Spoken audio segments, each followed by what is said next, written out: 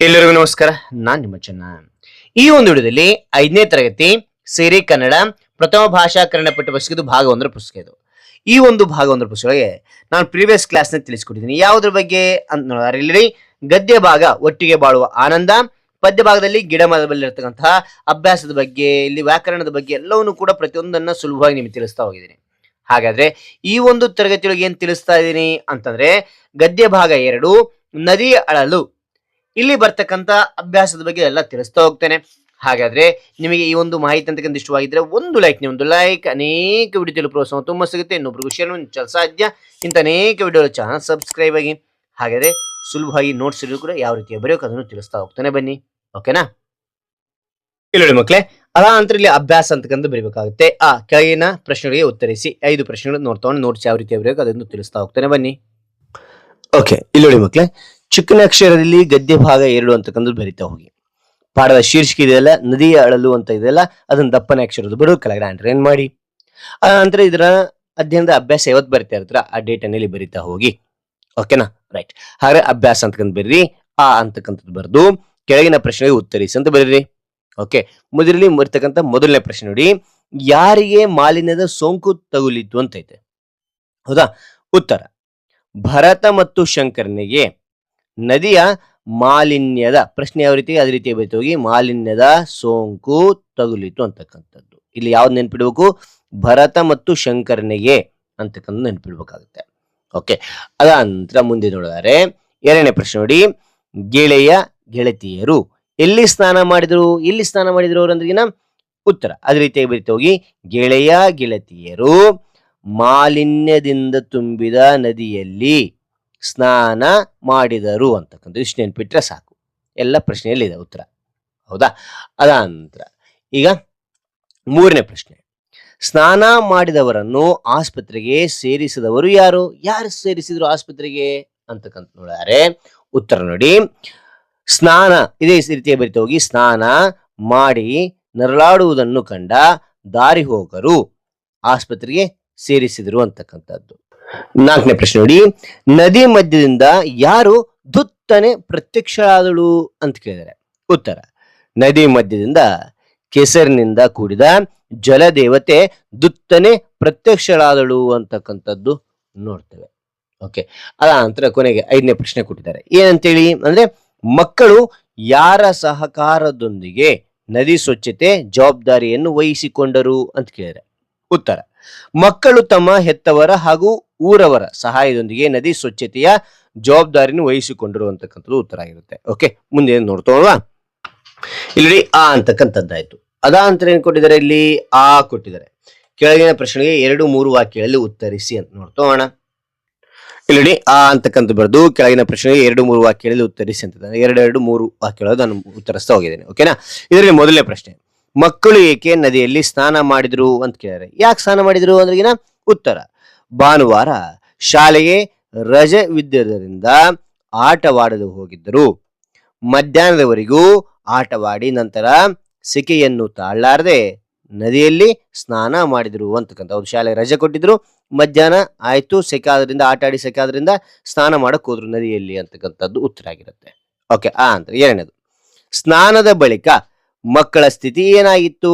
ಏನಾಗಿತ್ತು ಅಂದ್ರೆ ಉತ್ತರ: ಸ್ನಾನದ ಬಳಿಕ ಮಕ್ಕಳ ಮೈ ಮೇಲೆಲ್ಲ ದಪ್ಪ ದಪ್ಪ ಗುಳ್ಳೆಗಳು ಎದ್ದು ವಿಪರೀತ ತುರಿಕೆ ಪ್ರಾರಂಭವಾಯಿತು. ನೋವು ತಾಳಲಾರದೆ ದಂಡೆಯಲ್ಲಿ ಬಿದ್ದು ಹೊರಳಾಡುತ್ತಿದ್ರು ಅಥವಾ ಇಲ್ಲಿ ಅಂತೇಳಿ ಉತ್ತರ ನೋಡುತ್ತೇವೆ. ಓಕೆನಾ ಮಕ್ಕಳೇ? 3ನೇ ಪ್ರಶ್ನೆ ನೋಡಿ, ರೆಹಮಾನ್ ಜಲದೇವತೆಗೆ ಏನೆಂದು ಹೇಳಿದನು ಅಂತ ಕೇಳಿದರೆ ಉತ್ತರ: ರೆಹಮಾನ್ ಜಲದೇವತೆಗೆ, ಈಗ ನೀನು ಕಲುಷಿತಗೊಂಡಿರುವೆ, ನಿನ್ನ ನೀರನ್ನು ಕುಡಿಯಬಾರದು ಮತ್ತು ನಿನ್ನಲ್ಲಿ ಸ್ನಾನ ಮಾಡಬಾರದು ಎಂದು ವೈದ್ಯರು ತಿಳಿಸಿದ್ದಾರೆ. ನಮ್ಮ ಗೆಳೆಯ ಗೆಳತಿಯರು ನಿನ್ನಲ್ಲಿ ಸ್ನಾನ ಮಾಡಿ ಅಸ್ವಸ್ಥರಾಗಿ ಆಸ್ಪತ್ರೆಗೆ ಸೇರಿದ್ದಾರೆ ಎಂದು ಹೇಳಿದನು ಅಂತಕ್ಕಂಥ ನೋಡ್ತೇವೆ. ಓಕೆನಾ ಮಕ್ಕಳೇ? ರೈಟ್. ಅದ ನಂತರ 4ನೇ ಪ್ರಶ್ನೆ ಕೊಟ್ಟಿದ್ದಾರೆ. ಏನ್ ಕೊಟ್ಟಿದ್ದಾರೆ 4ನೇ ಪ್ರಶ್ನೆ ನೋಡ್ತಾ ನದಿ ಶುದ್ಧವಾಗಿ ಹರಿಯುವಂತಾಗಲು ಏನು ಮಾಡಬಹುದು? ಏನ್ ಮಾಡಬಹುದು ನಾವು ಅಂದ್ರಿನ ಉತ್ತರ: ನದಿ ಯಾವುದೇ ಬಗೆಯ ಮಲಿನ ವಸ್ತು ಸೇರಿದಂತೆ ನೋಡಿಕೊಳ್ಬೇಕು. ಓಕೆನಾ? ಕಾರ್ಖಾನೆ ರಾಸಾಯನಿಕ ಪದಾರ್ಥಗಳಾಗಲಿ, ಊರಿನ ಸಮಗ್ರ ಕೊಳಚೆಯಾಗಲಿ ಯಾವುದು ನದಿಗೆ ಸೇರಿದಿದ್ದರೆ ನದಿ ಶುದ್ಧವಾಗಿ ಹರಿಯುವುದು ಅಂತಕ್ಕಂಥದ್ದು ನೋಡ್ತೇವೆ. ಓಕೆ, ಆ ನಂತರ ಕೊನೆಯ ಪ್ರಶ್ನೆ, 5ನೇ ಪ್ರಶ್ನೆ ನೋಡಿ. ಜಲದೇವತೆ ನನಗಾಗಿ ನೀವೇನು ಮಾಡುವಲ್ಲಿರಿ ಎಂದು ನಿಮ್ಮ ಬಳಿ ಕೇಳಿದರೆ ನಿಮ್ಮ ಉತ್ತರವೇನು? ಜಲದೇವತೆ ನಿಮ್ಮನ್ನು ಕೇಳಂಕ ನೀವಾದ್ರೆ ಏನು ಉತ್ತರ ಹೇಳ್ತಾ ಇದ್ರಿ ಅಂತಕ್ಕಂಥ ಕೇಳ್ರಿ. ನಿಮ್ಮ ಅಭಿಪ್ರಾಯ ಬರೀಬಹುದು, ನಿಮಗೆ ಸ್ವಂತ ಗೊತ್ತಿದ್ರೆ ನೀವೇ ಬರಿತಾ ಹೋಗ್ಬೋದು. ಉತ್ತರ: ನಾವು ಮತ್ತು ನಮ್ಮವರು ಎಲ್ಲಾ ಜನರಿಗೂ ಜಲದ ಬಗ್ಗೆ ಮತ್ತು ನದಿಯ ಬಗ್ಗೆ ತಿಳುವಳಿಕೆ ಕೊಟ್ಟು ಹರಿಯುವ ನದಿಗೆ ಯಾವುದೇ ಬಗೆಯ ಮಲಿನ ವಸ್ತು ಸೇರದಂತೆ ನೋಡಿಕೊಳ್ಳುವೆ ಎಂದು ಹೇಳುವೆ ಅಂತಕ್ಕಂಥದ್ದು ಇಲ್ಲಿ ಬರಿತಾ ಹೋಗ್ರಿ ಮಕ್ಳೇ. ಓಕೆ, ಮುಂದಿನ ನೋಡ್ತಾ ಹೋಲ್ವಾ. ಇಲ್ಲಿ ಆ ಅಂತಕ್ಕಂಥದ್ದಾಯ್ತು. ಅದ ನಂತರ ಇಲ್ಲಿ ಈ ಇದೆ. ಈ ನಲ್ಲಿ ಏನ್ ಕೊಟ್ಟಿದ್ದಾರೆ ನೋಡ್ತಾ ಹೋಗೋಣ ಮಕ್ಳೇ. ಎಸ್, ಈ ನಲ್ಲಿ ನೋಡಿ ಮಕ್ಳೇ, ಕೊಟ್ಟಿರುವ ಪದಗಳಲ್ಲಿ ಸರಿಯಾದ ಉತ್ತರ ಆಯ್ಕೆ ಮಾಡಿ ಬರೆಯಿರಿ ಅಂತ ಇಲ್ಲಿ ನೋಡಿ ಆಯ್ಕೆ ಕೊಟ್ಟಿದ್ದಾರೆ ಉತ್ತರ. ಇಲ್ಲಿ ಡ್ಯಾಶ್ ಇದೆ, ಇದು ಕರೆಕ್ಟ್ ಉತ್ತರ ಇಲ್ಲಿ ಬರೀಕೋಗುತ್ತೆ. ಓಕೆನಾ? ಎಸ್, ನೋಡ್ತಾ ಹೋಗೋಣ. ಮೊದಲನೇ ನೋಡಿ, ಮಕ್ಕಳ ಮೈ ಮೇಲೆಲ್ಲ ದಪ್ಪ ದಪ್ಪ ಗುಳ್ಳೆಗಳು ಎದ್ದು ಡ್ಯಾಶ್ ಪ್ರಾರಂಭವಾಯ್ತು. ದಪ್ಪ ದಪ್ಪ ಗುಳ್ಳೆ ಇದ್ರೆ ಏನಾಯ್ತಾ ಅಂತಂದ್ರೆ ಎಸ್, ನೋವು ಆಯ್ತಾ, ತುರಿಕೆ ಆಯ್ತಾ, ಸಂತೋಷ ಆಯ್ತಾ, ಆಸಕ್ತಿ ಆಯ್ತಾ ಅಂದ್ರೆ ತುರುಕೆ ಎರಡನೇದು. ಓಕೆನಾ? ತಿಂಡಿ ಬಂತು, ತುರುಕೆ ಅಂತಕ್ಕಂಥದ್ದು. ಓಕೆ, ಆ ಅಂತ ಎರಡನೇದು. ಮಕ್ಕಳು ಬೆಳಿಗ್ಗೆ ಡ್ಯಾಶ್ ಹೋಗಿದ್ದರು. ಇಲ್ಲಿಗೆ ಅಂದ್ರೆ ಮುಂಜಾನೆ ಎದ್ದೇಳಿ ಹೋದ್ರು ಸ್ನಾನ ಮಾಡಲು, ಕೆಲಸ ಮಾಡಲು, ಆಟವಾಡಲು, ಚಿತ್ರ ಬರೆಯಲು. ಎಸ್, ಸ್ನಾನ ಮಧ್ಯಾಹ್ನದ ಮೇಲೆ ಹೋಗಿದ್ರು. ಓಕೆನಾ? ಬೆಳಿಗ್ಗೆ ಹೋಗಿದ್ದು ಮೂರನೇದು ಆಟವಾಡಲು.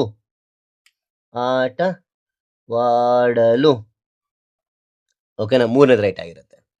ಓಕೆ, ಅದಾದ ನಂತರ ಮೂರನೇದು ನೋಡಿ, ಮಲಿನ ನದಿಯು ಮನುಷ್ಯರ ಜೀವಕ್ಕೆ ಡ್ಯಾಶ್ ಏನಂತಂದ್ರೆ ಉಪಕಾರಿ, ಸಹಕಾರಿ, ಅಪಾಯಕಾರಿ, ಆರೋಗ್ಯಕಾರಿ ಅಂತ ಕೊಡ್ತಾರೆ. ಎಸ್, ಅಪಾಯಕಾರಿ ಮೂರನೇದು, ಅಪಾಯಕಾರಿ ಅಂತಕ್ಕಂಥದ್ದು. ಓಕೆ, ಆ ಅಂತ ಲಾಸ್ಟ್ ಕೊನೆಯದು, ನನ್ನ ಮೇಲಾಗುತ್ತಿರುವ ಮನುಷ್ಯರ ಡ್ಯಾಶ್ ಸಂಪೂರ್ಣವಾಗಿ ನಿಲ್ಲಬೇಕು. ಓಕೆನಾ? ಯಾರು ಹೇಳಿದ್ರಿ ಮಾತಂದ್ರೆ ಇಲ್ಲಿ ಸೌಜನ್ಯ, ಕಾರುಣ್ಯ, ಪ್ರೀತಿ, ದೌರ್ಜನ್ಯ. ಏನ್ ನಿಲ್ಬೇಕು ಅಂದ್ರೆ ದೌರ್ಜನ್ಯ ನಿಲ್ಬೇಕು. ಇದು ನನ್ನ ಮೇಲಾಗ್ತಕ್ಕಂತ ದೌರ್ಜನ್ಯ ನಿಲ್ಬೇಕು ಅಂತ ಹೇಳಿ ನದಿ ದೇವತೆ ಹೇಳ್ತಾಳೆ, ದೌರ್ಜನ್ಯ. ಓಕೆ, ವ್ಯಾಕರಣ ಮಾಹಿತಿ ಅಂತ ಕೊಟ್ಟಿದ್ದಾರೆ. ಏನಿದೆ ಅಂತಂದ್ರೆ ನೋಡೋದಲ್ಲಿ ನೋಡಿ, ಗುಣಿತಾಕ್ಷರ ಶಾರ್ಟ್ ಆಗಿ ನಿಮಗೆ ತಿಳಿಸ್ತಾ ಹೋಗ್ತೇನೆ. ನಿಮ್ಮ ಶಾಲೆಯ ತರಗತಿಯಲ್ಲಿ ನಿಮ್ಮ ಶಿಕ್ಷಕರು ತಿಳಿಸ್ತಾ ಹೋಗ್ತಾರೆ, ನಮಗೆ ಶಾರ್ಟ್ ಆಗಿ ತಿಳಿಸ್ತಾ ಹೋಗ್ತಾರೆ. ಗುಣಿತಾಕ್ಷರಗಳು ಅಂದ್ರೆ ಏನಂದ್ರೆ ವ್ಯಂಜನಗಳಿಗೆ ಸ್ವರಗಳು ಸೇರಿ ಆಗುವ ಅಕ್ಷರಗಳನ್ನು ಗುಣಿತಾಕ್ಷರಗಳು ಎನ್ನುವರು. ವ್ಯಂಜನ ಅಂದ್ರೆ ಯಾವುವು ಅಂದ್ರೆ ಕಾಲಿಂದ ಳವರೆಗೆ, ಓಕೆ, ಕಳಿಂದ ಳವರೆಗೆ ಇರ್ತಕ್ಕಂಥವು ವ್ಯಂಜನಾಕ್ಷರಗಳು. ಓಕೆನಾ? ಇಲ್ಲಿ ನೋಡಿ, ಕ ಅಂತಕ್ಕಂಥ ವ್ಯಂಜನಕ್ಕೆ ಆ ಅಂತಕ್ಕಂಥ ಸ್ವರ ಸೇರಿ ಅವಾಕ ಅಂತಕ್ಕಂಥದ್ದಾಗುತ್ತೆ. ಇದೇ ರೀತಿ ಕ ಅನ್ನೋ ವ್ಯಂಜನಕ್ಕೆ ಆ ಅಂತಕ್ಕಂಥ ಸೇರಿ ಕಾ ಅಂತಕ್ಕಂಥದ್ದಾಗುತ್ತೆ. ಕ ಅನ್ನೋ ವ್ಯಂಜನಕ್ಕೆ ಈ ಅಂತಕ್ಕಂಥದ್ದು ಸೇರಿ ಅಂತ ಕಿ ಆಗುತ್ತೆ. ಈ ರೀತಿಯಾಗಿ ಇಲ್ಲಿ ಸ್ವರಗಳು, ಯಾವುದೇ ವ್ಯಂಜನಕ್ಕೆ ಸ್ವರಗಳು ಸೇರಿದಾಗ ಆಗ ಏನಾಗುತ್ತಪ್ಪ ಅಂದ್ರೆ ಇಲ್ಲಿ ಗುಣಿತಾಕ್ಷರ ಆಗುತ್ತೆ. ಓಕೆನಾ ಮಕ್ಕಳೇ? ರೈಟ್. ಇಲ್ಲಿ ನೋಡಿ, ಶಾಲೆ ಈ ಪದದಲ್ಲಿರುವ ಅಕ್ಷರಗಳನ್ನು ಬಿಡಿಸಿದಾಗ, ಶಾಲೆ ಬಿಡಿಸಿದಾಗ ಏನತ್ತೆ, ಇದರಲ್ಲಿ ಏನಿದೆ ಅಂದ್ರೆ ಇಲ್ಲಿ ನೋಡಿ ಮಕ್ಕಳೇ ತೋರಿಸ್ತೀನಿ. ಶಾ ಅಂತಕ್ಕಂಥದ್ದು, ಶಾನಲ್ಲಿ ಶ್ ಪ್ಲಸ್ ಆ ಇದೆ. ಮತ್ತೆ ಲೇ ಅಂತಕ್ಕಂಥ ಏನಿದೆ ಅಂದ್ರೆ ಲ್ ಪ್ಲಸ್ ಲೇ ಎ ಅಂತಕ್ಕಂಥದ್ದು ಬರುತ್ತೆ. ಓಕೆನಾ? ಎಸ್, ಈ ರೀತಿಯಾಗಿ ಒಳಗೊಂಡಿರ್ತದೆ ಶಾಲೆ. ಇದೆ ಇಲ್ಲಿ ತೋರಿಸಿದಾರೆ ನಿಮಗೆ. ಓಕೆ, ಅದಾಂತರ ಸಂಯುಕ್ತಾಕ್ಷರ. ಸಂಯುಕ್ತಾಕ್ಷರ ಅಂದ್ರೆ ಏನು ಅಂತ ನೋಡಲಿ. ಸಂಯುಕ್ತಾಕ್ಷರ ಸಜಾತಿ ಸಂಯುಕ್ತಾಕ್ಷರ, ವಿಜಾತಿ ಸಂಯುಕ್ತಾಕ್ಷರ. ಸಜಾತಿ ಸಂಯುಕ್ತಾಕ್ಷರ ಅಂದ್ರೆ ಏನು ಅಂದ್ರೆ ಒಂದೇ ಜಾತಿಯ ಎರಡೂ ವ್ಯಂಜನಗಳು ಒಂದಕ್ಕೊಂದು ಸೇರಿದರೆ ಸಜಾತಿ ಸಂಯುಕ್ತಾಕ್ಷರ ಅಂತ ಕರೀತಾರೆ. ಎಸ್, ಇಲ್ಲಿ ಉದಾಹರಣೆ ನೋಡಿ ಮಕ್ಕಳು, ಉದಾಹರಣೆ ನಿಮಗೆ ಕಾಣುತ್ತೆ ಇಲ್ಲಿ. ಉದಾಹರಣೆಗೆ ಇಲ್ಲಿ ನೋಡಿ, ಇಲ್ಲೊಂದು ಪದ ಇದೆ ಅಕ್ಕ ಅಂತ ಹೇಳಿದ್ದು. ಕಾಕಾವತ್ತು ಸೇಮ್ ಇರ್ತದೆ, ಕಾಕಾವತ್ತು ಸೇಮ್ ಇರ್ತದೆ, ಅದು ಸಜಾತಿಯ ಸಂಯುಕ್ತಾಕ್ಷರ. ಇನ್ನು ಉದಾಹರಣೆಗಳು ಅನೇಕ ಕೊಟ್ಟಿದ್ದಾರೆ. ಅಪ್ಪ, ಅಮ್ಮ. ಇಲ್ಲಿ ನೋಡಿ, ಪಾಕ್ ಪಾವತ್ ಅದೇ ಸೇಮ್ ಇದೆ, ಮಾಕ್ ಮಾವತ್ ಅದೇ ಸೇಮ್ ಇದೆ. ಅಣ್ಣ ಅಂತ ಕೊಟ್ಟಿದ್ದಾರೆ, ಅಣ್ಣ ಕಣಾವತ್ ಅದೇ ಸೇಮ್ ಇದೆ. ಅಕ್ಕರ ಅಂತ ಐತೆ, ಅದಕ್ಕೆ ಸೇಮ್ ಇದೆ. ಅಕ್ಕ ಪಕ್ಕ ಅಂತ ಕಾಕಾವತ್ ಅದೇ ಸೇಮ್ ಇದೆ, ಕಾಕಾವತ್ ಅದೇ ಸೇಮ್ ಇದೆ. ರಕ್ಕಸ ಕಾಕಾವತ್ ಸೇಮ್ ಇರ್ತಕ್ಕಂಥದ್ದು, ಸೇಮ್ ಒತ್ತಕ್ಷರ ಇದೆ, ಅದು ಇಲ್ಲಿ ಸಜಾತಿಯ ಸಂಯುಕ್ತಾಕ್ಷರ ಅಂತಕ್ಕಂಥದ್ದು. ಓಕೆ, ಅದನ್ನ ಚೆನ್ನಾಗಿ ನೆನಪಿಡ್ತಾ ಹೋಗಿ. ಓಕೆ, ಅದಾದ ನಂತರ ಇನ್ನೊಂದು ತಿಳಿತಾ ಹೋಗೋಣ. ಇನ್ನೊಂದು ಯಾವುದು ಅಂತ ನೋಡಲಿ. ಎಸ್, ವಿಜಾತಿ ಸಂಯುಕ್ತಾಕ್ಷರ ಬೇರೆ ಬೇರೆ ಜಾತಿಯ ಎರಡು ಅಥವಾ ಹೆಚ್ಚು ವ್ಯಂಜನಗಳು ಒಂದಕ್ಕೊಂದು ಕೂಡಿಕೊಂಡು ಉಂಟಾಗುವ ಅಕ್ಷರಗಳು ವಿಜಾತೀಯ ಸಂಯುಕ್ತಾಕ್ಷರಗಳು ಎನಿಸುವುದು. ಓಕೆನಾ? ಯಾವ ರೀತಿ ಆದ್ರೆ ಚಕ್ರ ಅಂತಿದೆ, ಕಾಕ ರಾವತ್ತಿದೆ, ಇದು ಸಜಾತಿ ಅಲ್ಲ, ಅದೇ ಸೇಮ್ ಜಾತಿ ಅಂದ್ರೆ ಸಜಾತಿ, ಬೇರೆ ಬಂದು ಸೇರಿದ್ರೆ ವಿಜಾತಿ ಅಂತಕ್ಕಂಥ ನೋಡಿದ್ರೆ. ಜ್ಞೆ ಅಂದ್ರೆ ನೋಡಿ ಬೇರೆ. ಸ್ತ್ರೀ ಅಂತೆ ಸೀಕೆ ಸಾಕೆ ತಾವತ್ತು ರಾವತ್ತಿದೆ ಇದು ಬೇರೆ, ಸಾಕ ತಾವತ್ತು ರಾವತ್ತಿದೆ ಇದು ಬೇರೆ. ಅಂದ್ರೆ ಇದನ್ನೇನಂತ ಕರಿತೀವಿ ಅಂದ್ರೆ ವಿಜಾತಿ ಸಂಯುಕ್ತಾಕ್ಷರ ಸೇಮ್ ಒತ್ತಕ್ಷರದ್ರಿಗಿನ ಸಜಾತಿ ಸಂಯುಕ್ತಾಕ್ಷರ ಬೇರೆ ಒತ್ತಕ್ಷರ ಬಂತದ್ರಿಗಿನ ವಿಜಾತಿ ಸಂಯುಕ್ತಾಕ್ಷರ ನೆನಪಿಡ್ತಾ ಹೋಗಿ. ಹಾಗಾದ್ರೆ ಮುಂದಿನ ಪ್ರಶ್ನೆ ನೋಡ್ತಾ ಹೋಗೋಣ. ಭಾಷಾಭ್ಯಾಸ ಅಂತಿದೆ. ಕೆಳಗಿನ ಪ್ರಶ್ನೆಗೆ ಉತ್ತರಿಸಿ. ಈ ಎಲ್ಲ ಪ್ರಶ್ನೆಗಳು ಉತ್ತರಿಸ್ತಾ ಹೋಗ್ತೇನೆ. ಓಕೆನಾ, ನೋಡ್ತಾ ಹೋಗಿ. ಇಲ್ಲಿ ಭಾಷಾಭ್ಯಾಸ ಅಂತ ಬರಿತಾ ಹೋಗಿ. ಭಾಷಾಭ್ಯಾಸ ಬರೆದ ನಂತರ ಕೆಳಗಿನ ಪ್ರಶ್ನೆ ಉತ್ತರಿಸಿ ಅಂತ ಬರೀರಿ. ಮೊದಲನೇ ಪ್ರಶ್ನೆ, ಸಂಯುಕ್ತಾಕ್ಷರಗಳು ಎಂದರೇನು? ತೋರಿಸಿದ್ನಲ್ಲ ಉತ್ತರ. ಎರಡು ಅಥವಾ ಎರಡಕ್ಕಿಂತ ಹೆಚ್ಚು ವ್ಯಂಜನೆಗೆ ಒಂದೇ ಸ್ವರ ಸೇರಿ ಆಗುವ ಅಕ್ಷರವೇ ಸಂಯುಕ್ತಾಕ್ಷರ. ಅಂದ್ರೆ ಒತ್ತಕ್ಷರ ಸೇಮ್ ಇದ್ದಾಗ ಅದನ್ನ ಸಂಯುಕ್ತಾಕ್ಷರ ಅಂತ ಕರಿತೇವೆ. ಓಕೆ, ಎರಡನೇದು ಕೊಟ್ಟಿದ್ದಾರೆ. ಎರಡನೇದೇನು ಕೊಟ್ಟಿದ್ದಾರೆ ಅಂತ ನೋಡಿದ್ರಲ್ಲಿ ಕೆಳಗೆ ಕೊಟ್ಟಿರುವ ಸಂಯುಕ್ತಾಕ್ಷರಗಳು ಸಜಾತಿಯೇ ವಿಜಾತಿ ಸಂಯುಕ್ತಾಕ್ಷರನ್ನ ವಿಂಗಡಿಸಿ ಬರೀರಿ. ಇದರಲ್ಲಿ ಸಜಾತಿ ಯಾವು ವಿಜಾತಿ ಯಾವು ಅಂತಕ್ಕಂಥದ್ದು ಬರಿಬೇಕಂತೆ. ಉತ್ತರ ನೋಡಿ, ನಾ ಇಲ್ಲಿ ಮಾಡಿದ್ದೀನಿ. ಸಜಾತಿ ಸಂಯುಕ್ತಾಕ್ಷರ ಅಂತ ಬರ್ರಿ, ವಿಜಾತಿ ಸಂಯುಕ್ತಾಕ್ಷರ ಅಂತ ಬರ್ರಿ. ಸಜಾತಿ ಅಂತ ನಾನು ಹೇಳಿದ್ದೀನಿ, ಸೇಮ್ ಒತ್ತಕ್ಷರ ಕಾವತ್ತು ಸೇಮ್ ಇದೆ, ಸಜಾತಿಯಲ್ಲಿ ಬರೆಯಬೇಕು. ಇಲ್ಲಿ ಪಾಕತ್ತಾವತ್ತಿದೆ, ಇಲ್ಲಿ ವಿಜಾತಿಯಲ್ಲಿ ಬರೆಯಬೇಕು. ಸಾಕೆ ವಾವತ್ತಿದೆ ಅಂದ್ರೆ ಬೇರೆ ಇದೆ, ಆದ ಕಾರಣ ಇಲ್ಲಿ ಬರೀಬೇಕು. ಓಕೆನಾ. ಇಲ್ಲಿ ರಾಕ ರಾವತ್ತಿದೆ ಸೇಮ್ ಸಜಾತಿ, ಇಲ್ಲಿ ಬರಿತಾವು. ಜಾಕ್ ಜಾವತ್ತಿದೆ ಸಜಾತಿ, ಇಲ್ಲಿ ಬರೆಯಬೇಕಾಗುತ್ತೆ. ಓಕೆನಾ. ಸಾಕ ವಾವತ್ತಿದೆ. ಓಕೆನಾ. ಇಲ್ಲಿ ನೋಡಿದ ಇಲ್ಲಿ ಸಾಕ ತಾವತ್ತಿರ್ತಕ್ಕಂಥದ್ದು ಇಲ್ಲಿ ವಿಜಾತಿ ಆಗುತ್ತೆ. ಸಾಕ ರಾವತ್ತಿದೆ ಅದು ವಿಜಾತಿ ಆಗಿರುತ್ತೆ. ಓಕೆನಾ. ಡಾಗೆ ಗಾವತ್ತಿದೆ ಇಲ್ಲಿ ವಿಜಾತಿಯಲ್ಲಿ ಬರೆಯೋಕ್ಕಾಗುತ್ತೆ. ಮಾಕೆ ಮಾವತ್ತು. ಓಕೆನಾ. ಈ ರೀತಿಯಾಗಿ ಸೇಮ್ ಇದ್ದಾಗ ಇಲ್ಲಿ ಸಜಾತಿಯಲ್ಲಿ ಬರೆಯೋಕ್ಕಾಗುತ್ತೆ. ಓಕೆನಾ. ಇಲ್ಲಿ ಮೂರನೇ ಪ್ರಶ್ನೆ, 5 ಸಜಾತೀಯ ಹಾಗೂ 5 ವಿಜಾತೀಯ ಸಂಯುಕ್ತಾಕ್ಷರಗಳನ್ನು ಹೊಂದಿರುವ ಶಬ್ದಗಳನ್ನು ಬರೆಯಿರಿ. ಓಕೆನಾ. ಎಸ್, ಉತ್ತರ ನೋಡಿ. ಸಜಾತಿಯ ಸಂಯುಕ್ತಾಕ್ಷರ ಶಬ್ದಗಳು ಬರಿತವಣ. ಅಕ್ಕ, ಅಣ್ಣ, ಅಪ್ಪ, ಅಮ್ಮ, ಕಲ್ಲು ಅಂತಕ್ಕಂಥ ಈ ರೀತಿಯಾಗಿ ಇನ್ನು ಅನೇಕ ಬರೀತಾ ಹೋಗ್ಬೋದು. ಉದಾಹರಣೆ ಅವ್ರು ಕೇಳಿದ್ರೆ 5 ಕೇಳಿದ್ರೆ. ಓಕೆ. ನಂತರ ವಿಜಾತೀಯ ಸಂಯುಕ್ತಾಕ್ಷರವಿರುವ ಶಬ್ದಗಳು ಒತ್ತಕ್ಷರ ಬೇರೆ ಇರ್ತಕ್ಕಂಥದ್ದು. ಕ್ರಮ, ಪ್ರಜೆ, ಗ್ರಾಮ, ಶ್ರಮ, ಸ್ವರ ಅಂತಕ್ಕಂಥದ್ದು. ಓಕೆನಾ. ರೈಟ್. ಓಕೆನಾ ಮಕ್ಳೇ. ಎಸ್, ಇದೆಲ್ಲ ಆದ್ಮೇಲೆ ಏನ್ ಕೊಟ್ಟಿದ್ದಾರೆ? ಯೋಜನೆ ಕೊಟ್ಟಿದ್ದಾರೆ. ಅದೇ ಇದ್ರ ಬಗ್ಗೆ ಶಿಕ್ಷಕರು ನಿಮಗೆ ತಿಳಿಸ್ತವ್ರೆ ಕ್ಲಾಸ್ನೊಳಗೆ. ಓಕೆನಾ. ಯೋಜನೆ ಬಗ್ಗೆ ಆಗಿರ್ಬೋದು ಅಥವಾ ಓದಿನ ಮನ್ನಣೆ ಬಗ್ಗೆ ಆಗಿರ್ಬೋದು ಇವೆಲ್ಲ ತರಗತಿ ಶಿಕ್ಷಕರು ತಿಳಿಸ್ಕೊಡ್ತಾರೆ. ಈ ಅಂತಕ್ಕಂಥ ಶುಭ ನುಡಿ ಇದೆ. ಇದು ನೋಡ್ತಾ ನೋಡುವ. ಮಾಲಿನ್ಯ ರಹಿತ ನದಿ ಮನುಕುಲದ ಭದ್ರತೆಗೆ ಬುನಾದಿ ಅಂತಕ್ಕಂಥದ್ದು. ಎರಡನೇದು, ಅಶುದ್ಧ ನೀರು ಅನಾರೋಗ್ಯಕ್ಕೆ ಆಹ್ವಾನ. ಹೌದಿಲ್ಲೋ? ಎಸ್, ನದಿ ಹರಿದ ಪಾಠ ತಿಳಿಬಹುದು.